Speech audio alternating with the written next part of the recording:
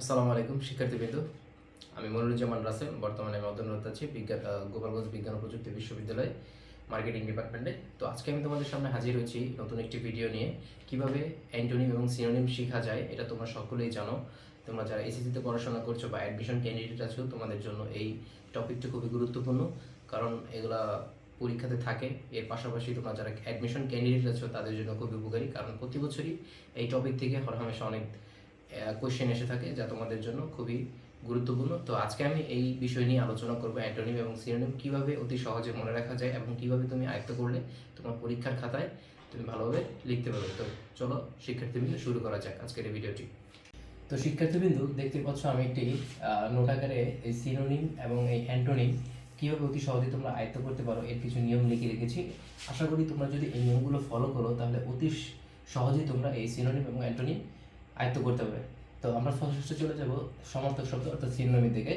তো এক নম্বরে দেখছো, এটা হচ্ছে আমি লিখে রেখেছি যে বই এবং বিভিন্ন অ্যাপস ব্যবহার করতে পারো। বিশেষ করে বই হিসেবে তোমরা মাস্টার্স এবং সাইফুর রহমান স্যারের বইটা ব্যবহার করতে পারো।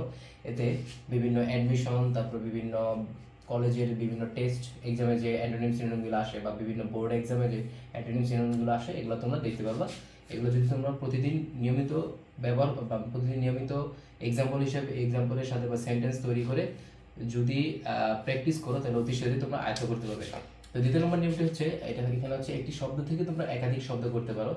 যেমন এখানে হচ্ছে একটা শব্দ হচ্ছে হ্যাপি, যেমন জয়ফুল, চেয়ারফুল, এই তিনটা শব্দটি কিন্তু একই মানে মিনিং বোঝাচ্ছে, অর্থাৎ হ্যাপি অর্থ যা, জয়ফুল অর্থ তা, চেয়ারফুল অর্থ তাই। এবং এইভাবে তুমি প্রতিদিন একটি শব্দ থেকে নিয়মিত 3টি 4টি বা 5টি বা 8টি করে তুমি শব্দ মুখস্থ করে এগুলো শিখতে পারো। 3 নম্বর হচ্ছে ছোট বাক্য ব্যবহার করবে।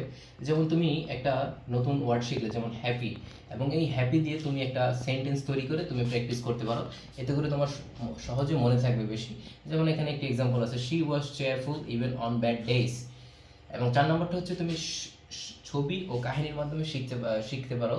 বিশেষ করে যখন তুমি কোনো একটি ছবি দেখবে বা কোনো একটি কাহিনী শুনবে, তখন এই ইংলিশ যে ওয়ার্ডগুলো শিখছো অ্যান্টোনিম বা সিনোনিমের, এটার সাথে মিলিয়ে তুমি এই মজার দৃশ্যপট বা ছবিগুলো দেখছো, এটার সাথে মিলিয়ে তুমি মিলিয়ে নিতে পারো বা কোনো সেন্টেন্স তৈরি করতে পারো। এতে করে তোমার অনেকটা সুবিধা হবে, তুমি সহজে ভুলবে না, অতি সহজে আয়ত্ত করতে পারবে।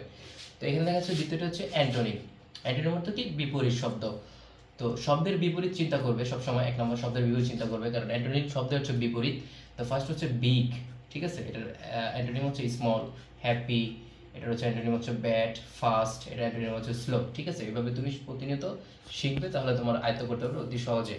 2 নম্বর হচ্ছে ফ্ল্যাশ কার্ড ব্যবহার করতে পারবে। বিশেষ করে এক পাশে শব্দ এবং অন্য পাশে তার বিপরীত নিজের মতন বানিয়ে নিয়মিত চর্চা করবে। যদি নিয়মিত চর্চা করো তাহলে তুমি অ্যান্টোনিম অতি সহজে আয়ত্ত করতে পারবে। এবং 3 নম্বরটা হচ্ছে কি, দুটো শব্দ একসাথে জোড়া করে শিখবে। বিশেষ করে যেমন দুটো শব্দ একসাথে জোড়া করে শিখবে, যেমন রিচ, এটা হচ্ছে ধনী, এবং পোর হচ্ছে গরিব। রিচ হচ্ছে, এটা হচ্ছে সিনোনিম, আর পোর হচ্ছে অ্যান্টোনিম। রিচের বিপরীত এই পোর। ঠিক আছে, তুমি এইভাবে তুমি হরহামেশা যেই শব্দগুলো শিখছো, এটার বিপরীতে 2-3টা করে শব্দ শিখবে অতি সহজে, তাহলে তুমি আয়ত্ত করতে পারবে। তো শিক্ষার্থীবৃন্দ, আজকের এই ভিডিওতে এই পর্যন্তই ছিল। তোমরা দেখতেই পাচ্ছ আমি এখানে অনেক শিক্ষণীয় কিছু জিনিস লিখে রেখেছি, বা এই রুলসগুলো যদি তুমি ফলো করো, অতি সহজেই তুমি অ্যান্টোনিম এবং সিনোনিমগুলো আয়ত্ত করতে পারবে। তো আজকের পর্যন্ত এই ছিল।